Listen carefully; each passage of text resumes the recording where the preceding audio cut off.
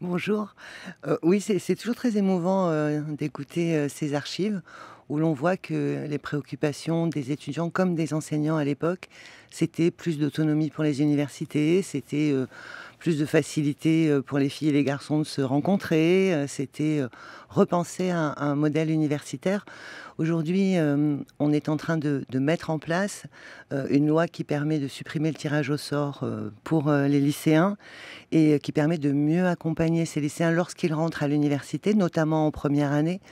On est finalement sur des sujets qui sont totalement différents.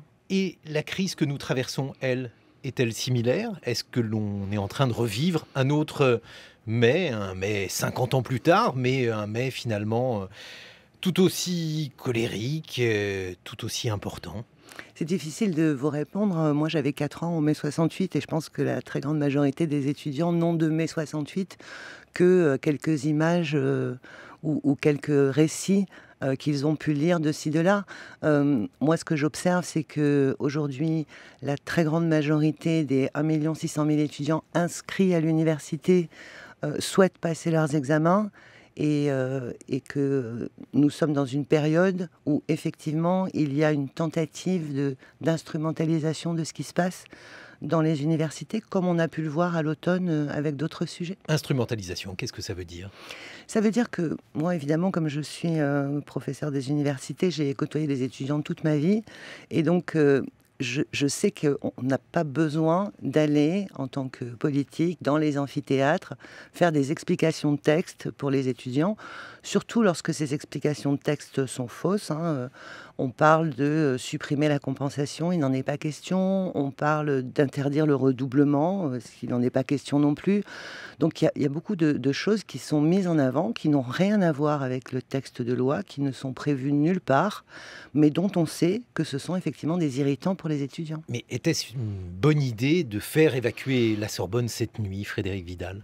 Alors, c'est le rectorat de Paris, hein, cette nuit qui était effectivement Oh, mais votre opinion? occupée par des étudiants. Moi, je suis toujours dans la même opinion, à savoir que ce sont les responsables des lieux qui estiment la dangerosité de ce qui est en train de se dérouler et qui donc, normalement, doivent exercer le devoir de police, doivent maintenir l'ordre public.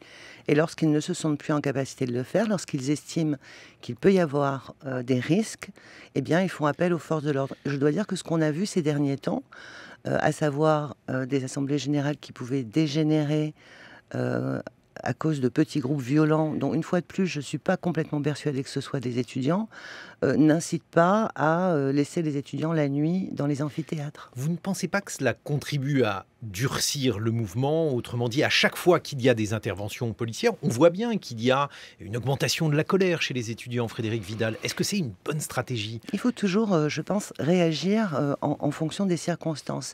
Et quand on voit les salles de serveurs détruites à Montpellier, ou quand on voit des bâtiments avec des personnels qui travaillent à l'intérieur caillassés à Nantes, c'est vrai que la montée de la violence qui est observée sur les campus n'incite pas les présidents d'université à la sérénité.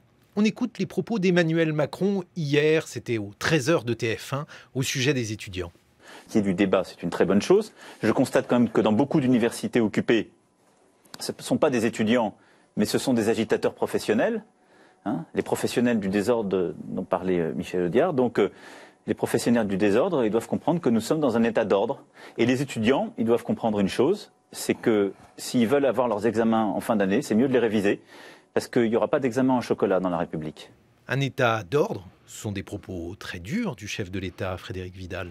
Oui, mais quand on voit que sur ces derniers jours, il y a eu des centaines de milliers d'euros de dégradation dans les établissements, avec des outils de travail dégradés, à la fois pour les étudiants et pour les personnels, bon, on annonce ça, les serveurs de Montpellier 3 sont détruits, mais ça veut dire que derrière, il n'y a plus de système de paye, il n'y a plus de système d'information, et c'est extrêmement grave, à la fois pour les étudiants et pour les personnels. Donc évidemment qu'il faut faire en sorte que le débat ait lieu, mais le débat c'est un échange, c'est pas uniquement des gens qui prennent la parole et puis qui ensuite cassent. Ça c'est pas du débat et ça c'est pas l'université. Mais vous êtes un professeur, vous avez dirigé une fac, vous savez également comment on parle aux étudiants, vous savez que ce type de discours a de fortes chances d'être mal reçu, peut-être même a-t-il été formulé pour cela. Je crois que ce que le président a voulu faire, c'est vraiment rassurer, une fois de plus, les centaines de milliers d'étudiants qui sont très inquiets sur la tenue de leurs examens. Et là aussi, ça se dit en une phrase. Mais qu'est-ce qui va se passer pour les étudiants qui doivent obtenir leur licence cette année, qui commencent à postuler pour des masters et qui finalement n'auront pas leurs examens? Qu'est-ce qui va leur arriver? Ça veut dire pas de poursuite d'études pour tous ces jeunes. C'est pour ça que c'est très important que les examens soient maintenus, et les présidents d'université le souhaitent. Vous parlez beaucoup des étudiants, mais il n'y a pas que les étudiants qui sont inquiets, il y a aussi les professeurs, les maîtres de conférences, le personnel des universités, ce qui témoigne finalement d'une inquiétude qui dépasse ces professionnels du désordre, comme les appelle Emmanuel Macron. Alors, effectivement, vous avez raison de rappeler que les personnels, les enseignants et les enseignants-chercheurs, avec les représentants desquels d'ailleurs toute cette réforme a été construite, puisque je rappelle les plus de 110 réunions qui se sont tenues cet été. Je rappelle que le CNESER, qui réunit donc tous les représentants des organisations, représentants des personnels et des étudiants, a validé le texte de loi. On a beaucoup travaillé dessus, on a pris les amendements, et que ensuite le débat a eu lieu au Parlement. Donc moi j'entends ceux qui font partie de syndicats qui étaient opposés à ce texte, mais je rappelle quand même que le CNESER l'a voté favorablement et qu'une fois de plus, il faut respecter la démocratie, il faut respecter les avis qui sont demandés et qui sont donnés, il faut respecter le vote du Parlement. Donc j'entends tout à fait. J'entends tout à fait aussi qu'ils disent qu'il n'y a pas de moyens. Je leur rappelle qu'en projet de loi de finances, on a rajouté 25 millions d'euros sur le budget, qu'on a rajouté 10 millions supplémentaires en gestion. On va revenir sur les questions budgétaires. On a 30 budgétaires, millions de plus qui ont été donnés aux universités. 65 millions en tout. Oui, mais alors il faut contextualiser ces chiffres. Du Frédérique Vidal, il faut contextualiser ces chiffres. Oui. Le budget de l'éducation nationale du supérieur, c'est 13,4 milliards d'euros. 25 millions, c'est une minuscule goutte d'eau. Oui, bien sûr, mais dans ces 13 milliards d'euros, vous avez 82% qui constituent la masse salariale.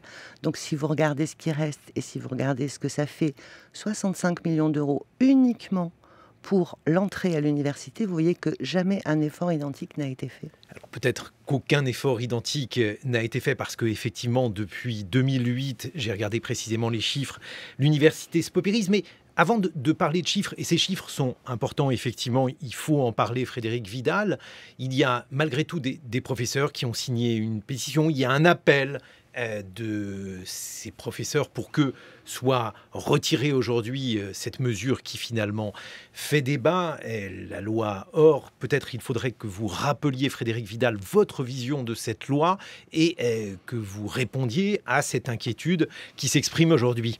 Oui, très volontiers. Donc, il faut repartir de la raison de la concertation. C'est l'année dernière, plus de 65 000 étudiants qui ont été tirés au sort. L'objectif, c'était donc de faire en sorte qu'on ne tire plus au sort les étudiants. Et l'objectif, c'était aussi qu'on ait plus de 30% de réussite en première année de licence. Et tous les gens qui ont enseigné en première année savent de quoi je parle. On démarre avec des amphis pleins et à partir de janvier, les amphis sont vides. Donc, c'était vraiment cet objectif-là, c'était de donner plus, de donner mieux, d'accueillir plus et de faire en sorte qu'on s'inscrive à l'université et surtout qu'on y réussisse. Donc ça se traduit par quoi? Ça se traduit par le fait que nous demandons maintenant aux enseignants et aux enseignants-chercheurs, aux équipes pédagogiques de première année, au personnel qui accueille les étudiants, de regarder quel est le profil de ces étudiants, de manière à ce que, si c'est nécessaire, ils puissent avoir des cours personnalisés, on puisse leur affecter un tuteur, on puisse les aider à réussir. Après, j'entends bien qu'on me dit, mais il n'y a pas de place supplémentaire dans l'université, donc on va être obligé de les refuser. Moi, je dis simplement qu'on a déjà financé 19 000 places supplémentaires, on a, et je l'ai dit... 19 000 places, c'est très très peu par rapport à la masse des étudiants. Mais non, parce qu'il y a un peu plus de 25 000 bacheliers supplémentaires cette année, que moins de 50% des étudiants choisissent l'université, et que donc, lorsque l'on met 22 000 places, ce qui était initialement prévu, mais j'ai dit qu'on pouvait évidemment en mettre autant que nécessaire, ça veut dire qu'on est en capacité, pour la première fois, de mettre, là où les étudiants le souhaitent, plus de places dans les universités. L'UNEF dit qu'il va y avoir 300 000 étudiants sur le carreau. vous parlez de 19 000 places, donc on voit bien qu'on a un problème de cohérence des chiffres, mais au-delà de ça, l'idée que vous poursuivez, Frédérique Vidal, c'est de dire que finalement, le tirage au sort n'est pas une manière d'orienter les étudiants. Bon, jusqu'à là, on vous suit. Et ensuite, on entend ces profs qui vont se retrouver avec une masse de dossiers qu'ils ne vont pas être en mesure sur le plan humain de classer, et cette inquiétude-là, elle va déboucher nécessairement sur un autre processus de sélection au hasard, non ? Alors moi, évidemment, tout ce que je peux vous dire, c'est que les professeurs que je rencontre et les personnels que je rencontre sont au travail et me disent que pour eux, tout va bien se passer. Bon, et alors c'est ce que dit la majorité. Voilà. Mais on ne rencontre pas les mêmes. Et puis ensuite, ce que je voudrais rappeler, par exemple, c'est que lorsque, au travers de Campus France, on reçoit 70 000 dossiers à examiner pour les entrées en master, on sait les gérer.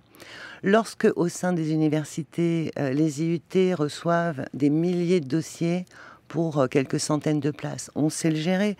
Alors pourquoi est-ce qu'on ne serait pas capable de prendre en charge, de s'occuper et de veiller au bon accueil des bacheliers à l'université, alors qu'on le fait dans tout un tas d'autres endroits, et on le fait à l'université pour tout un tas d'autres étudiants. Où est le problème ensuite, il y a un autre problème, puisque on ne va pas continuer à dire que l'on n'entend pas la même chose à ce sujet, Frédérique Vidal.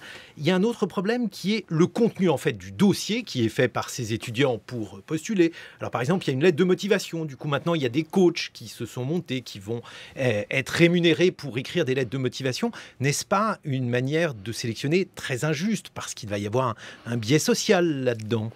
Alors, une fois de plus, il ne s'agit pas de sélectionner. Ensuite, la lettre de motivation, il faut la prendre... j'allais dire, non pas comme une lettre de motivation comme on pourrait l'entendre pour un emploi. Il s'agit juste, en quelques mots, que le lycéen dise pourquoi il choisit cette filière. Et pourquoi on a demandé ça ?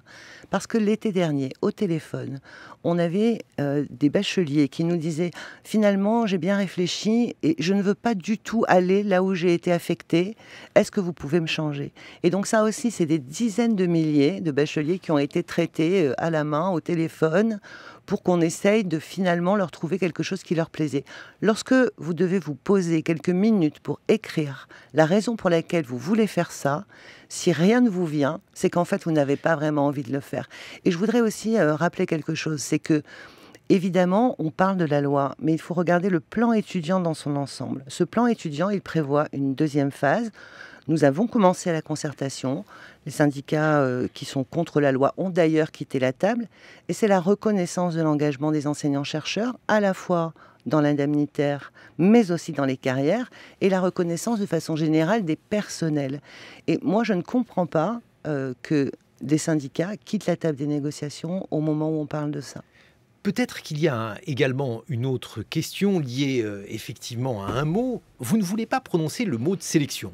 On voit bien qu'il y a toutes sortes de périphrases dans le débat pour ne pas l'utiliser. Et pourtant, c'est vraiment l'œuf cube, votre histoire. C'est-à-dire que vous êtes obligé de prendre un nombre bien inférieur d'étudiants par filière, puisque les filières sont en nombre aujourd'hui trop limité. Pourquoi ne pas employer ce terme, Frédérique Vidal ? Mais parce que si c'était de la sélection, je le dirais, et cela n'en est pas aujourd'hui dans les universités, enfin pas aujourd'hui, à la rentrée universitaire 2017, il restait 100 000 places dans les universités. Donc on n'a pas de problème de place dans les universités. Mais pas là où les étudiants veulent aller, c'est tout le problème. Eh bien, c'est bien pour ça que nous avons d'ores et déjà rajouté 19 000 places sur la base de ce qui s'est passé l'année dernière. Et si l'année dernière, ces 19 000 places avaient existé, alors on n'aurait pas eu les problèmes qu'on a eus.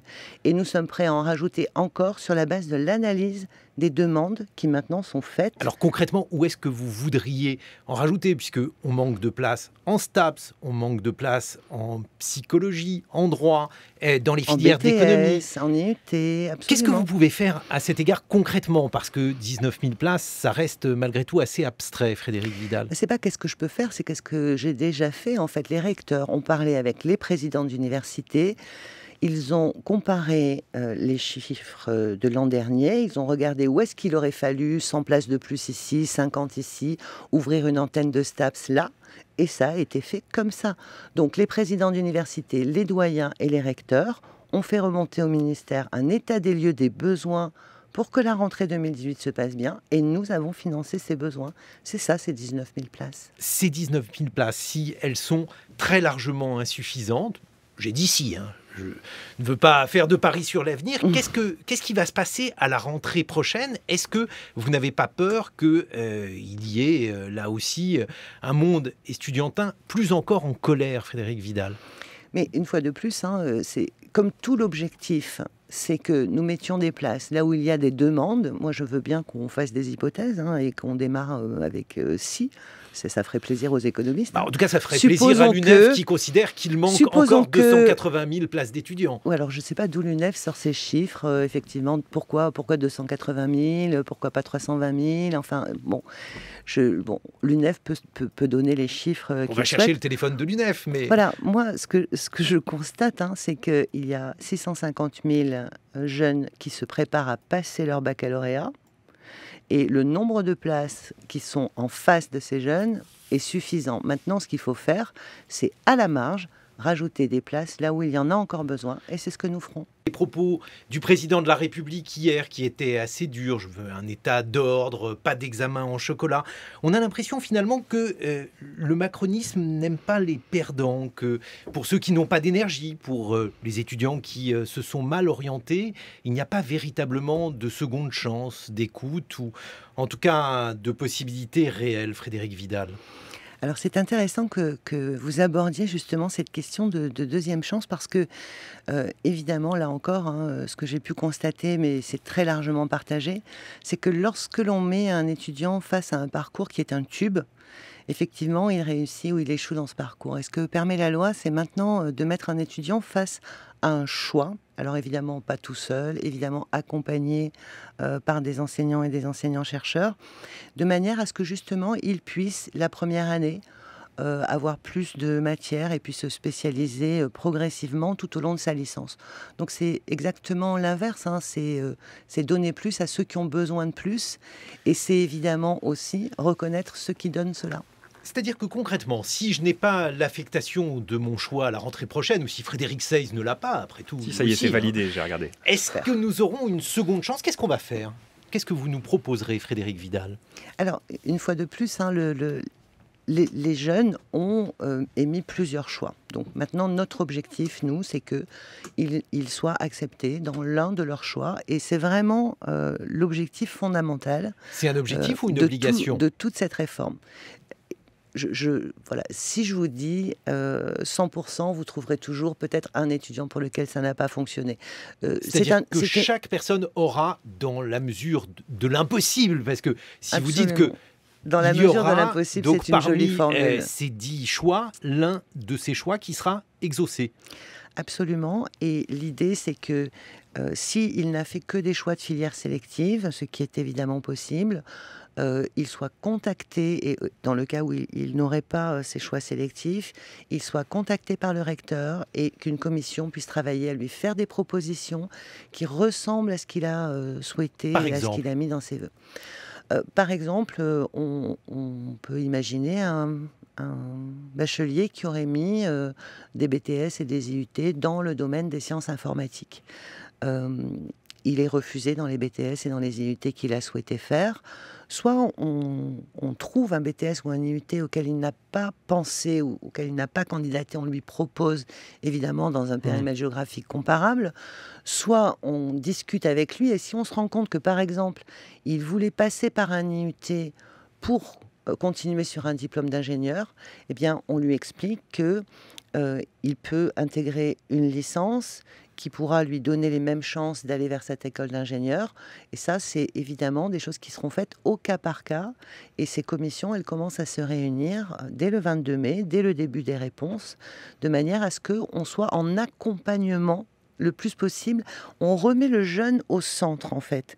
Et au lieu de lui dire, voilà...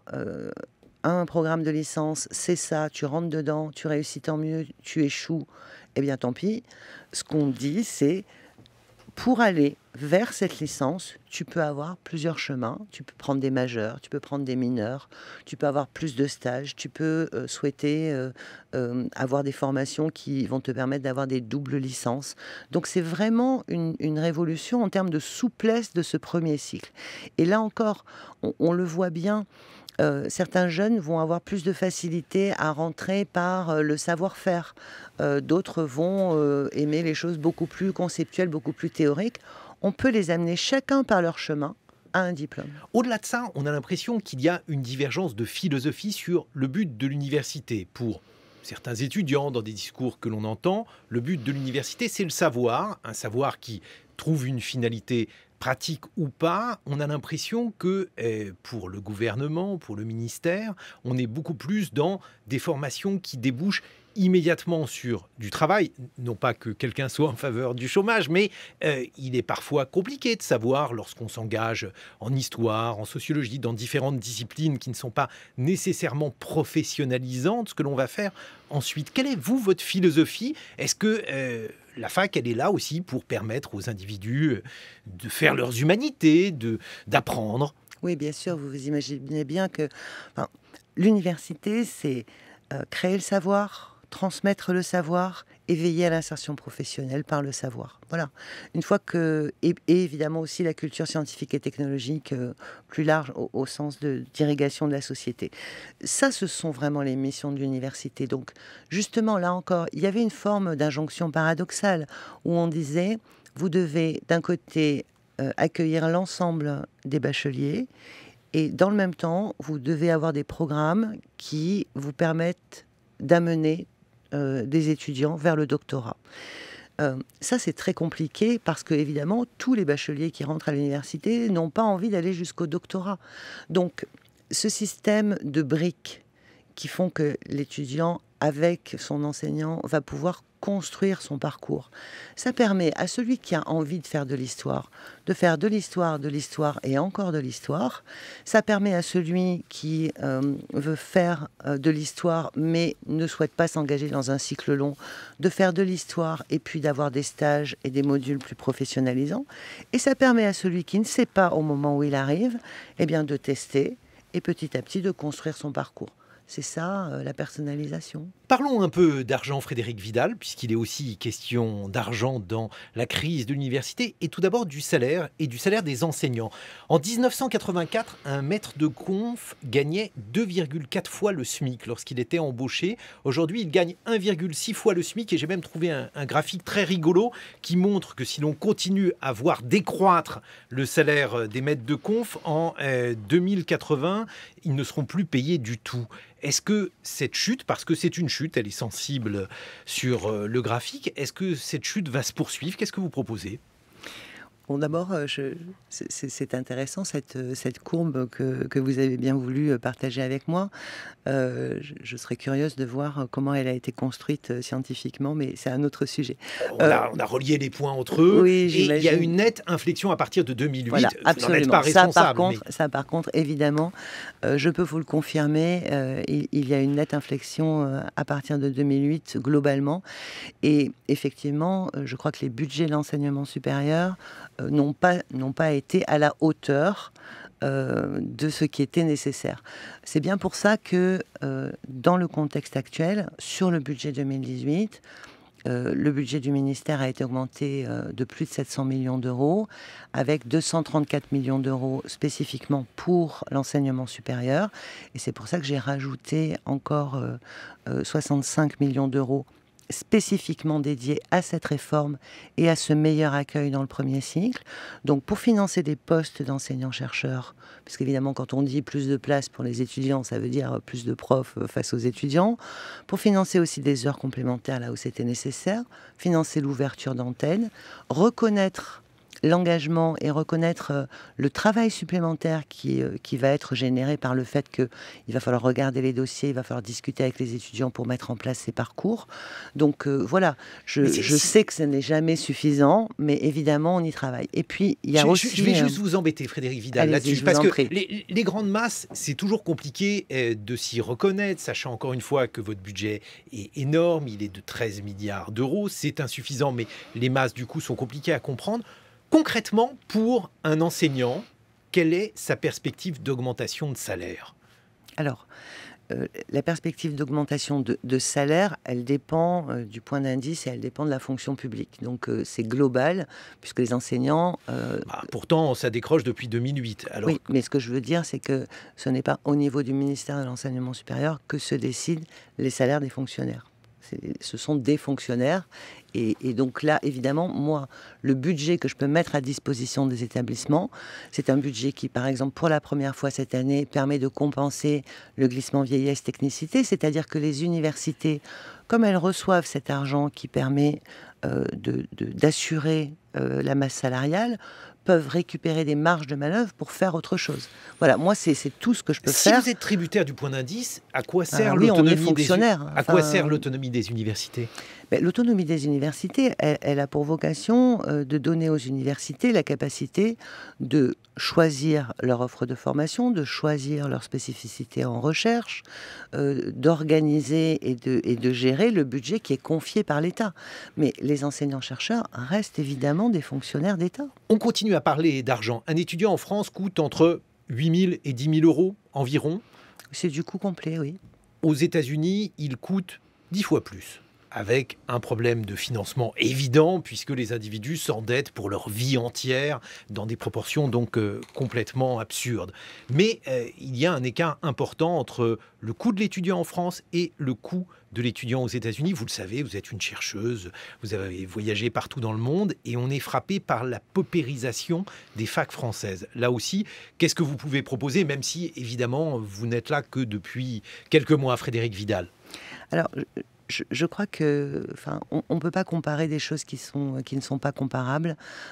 Nous sommes en France, et évidemment j'en suis extrêmement fière, un pays qui a choisi d'avoir un enseignement libre et gratuit. Voilà.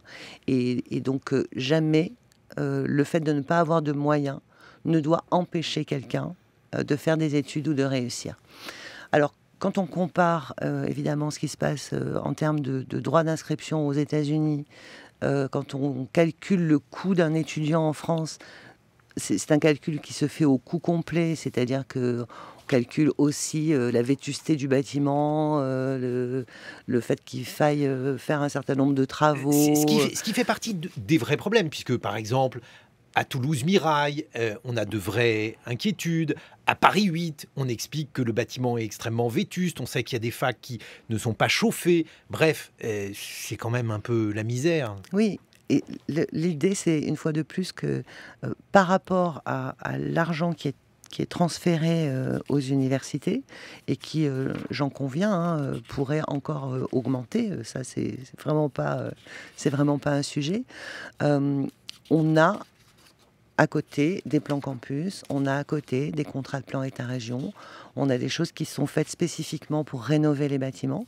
Et ça explique d'ailleurs une partie de la colère des personnels de Toulouse, qu'évidemment j'entends complètement, qui disent on avait rénové les bâtiments, on commençait à récupérer une image positive dans la population, on avait de nouveau plus de jeunes qui s'intéressaient à nos formations, et puis là, tout a été cassé, tout a été détruit. C'est très très dur aussi quand vous êtes tellement impliqué dans votre travail, quand vous êtes tellement au service de cette connaissance, au service de ces étudiants, y compris en étant mal payé.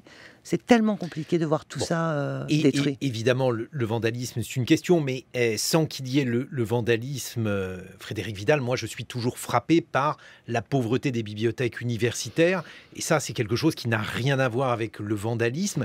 La fac est sous-dotée et en sciences humaines, c'est particulièrement criant. Vous avez annoncé des rallonges budgétaires, alors c'est compliqué, 230 millions, on a parlé d'1 milliard, mais en fait, ces chiffres retraités, à l'échelle de la fac, malheureusement, ils ne donnent que des sommes qui sont bien plus modestes.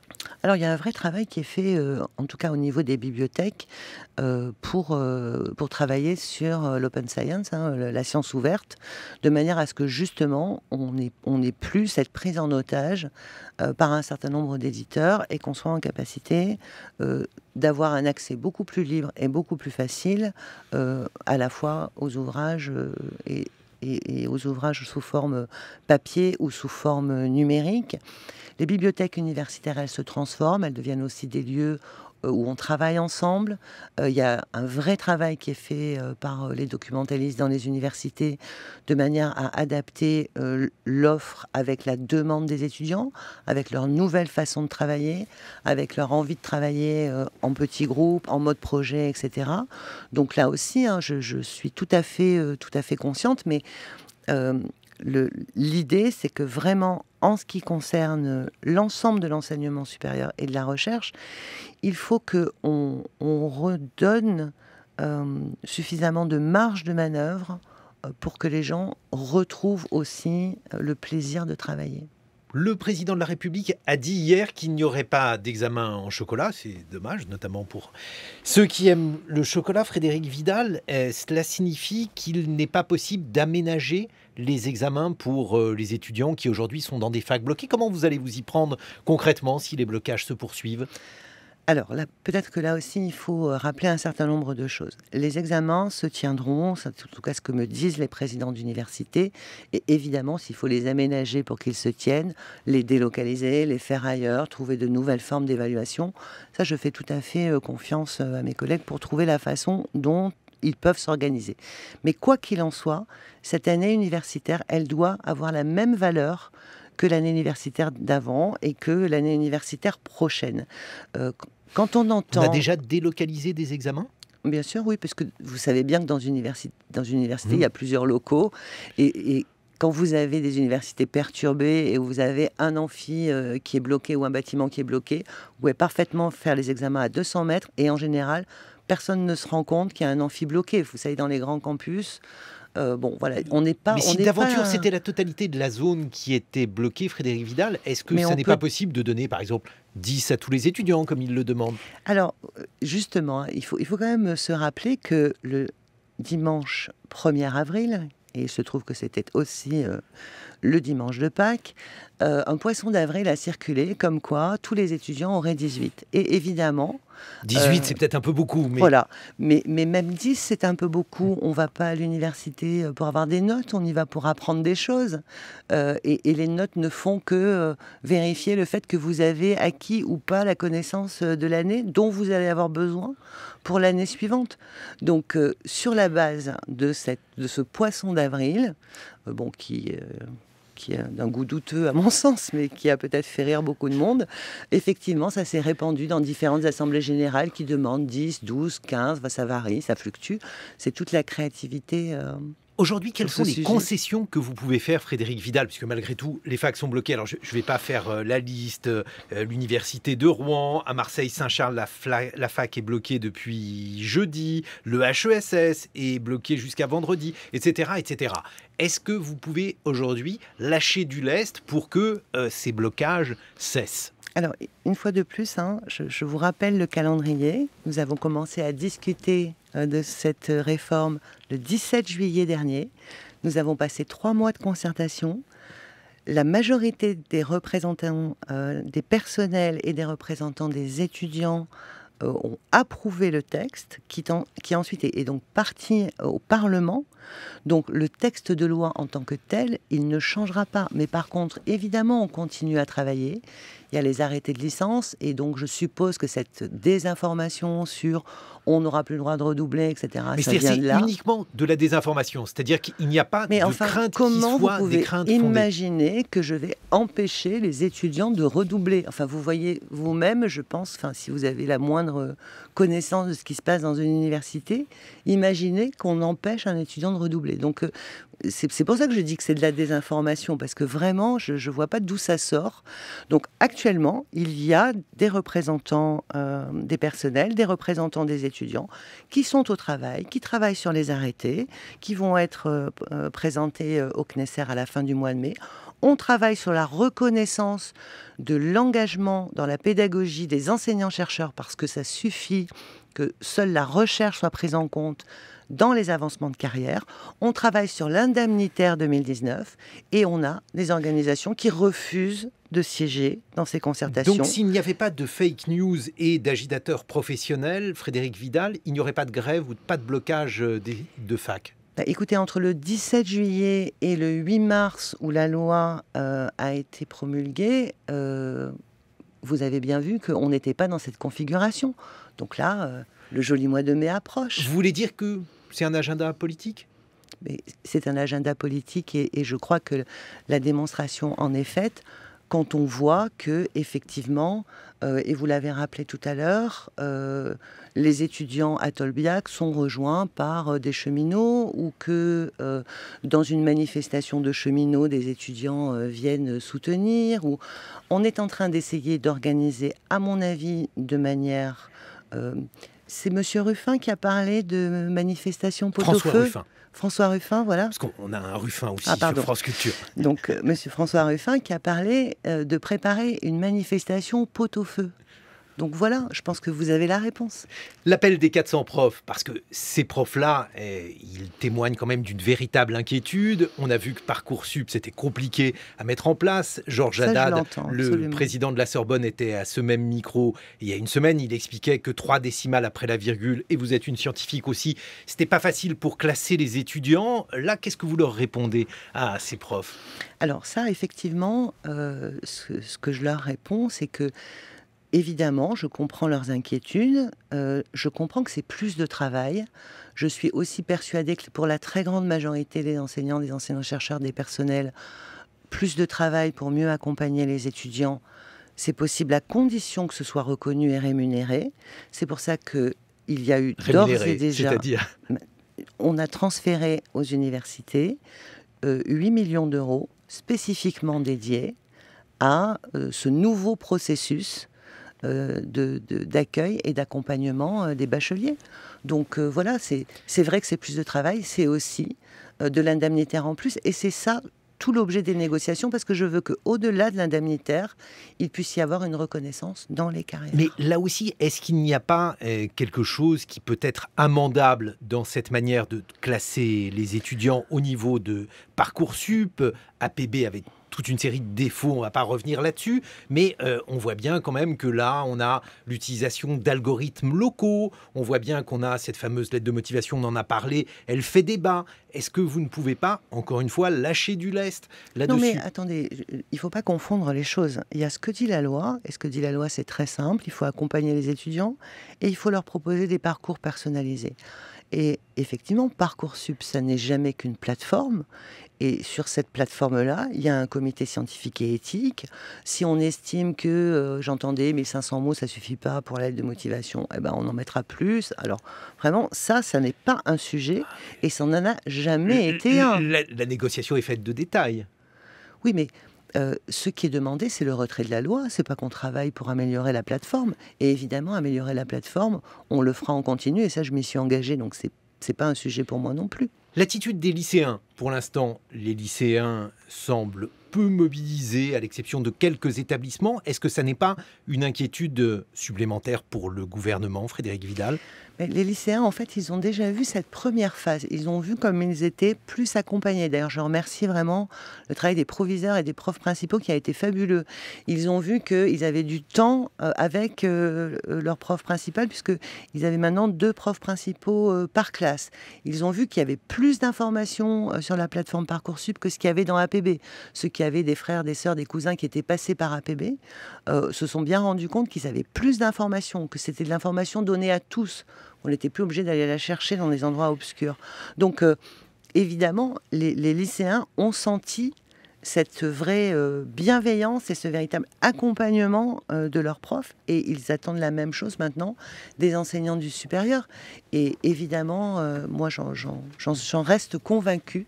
La très grande majorité des enseignants du supérieur seront là pour les lycéens. Comment voyez-vous l'avenir à court terme, Frédérique Vidal? Est-ce que ces différents blocages de fac qui n'ont pas l'air de cesser, sauf quand la fac est évacuée, évidemment, elle est bloquée d'une autre manière dans ces conditions.